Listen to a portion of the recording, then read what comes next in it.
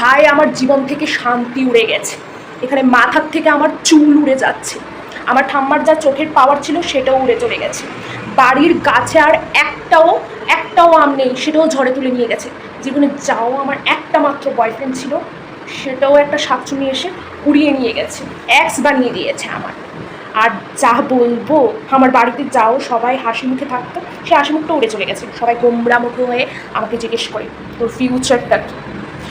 দেশ থেকে শান্তি উড়ে যাচ্ছে, গার্লফ্রেন্ডের জীবন থেকে বয়ফ্রেন্ড উড়ে চলে যাচ্ছে, কিন্তু আমার আঙ্গুল থেকে ভোটের কালি যাচ্ছে না।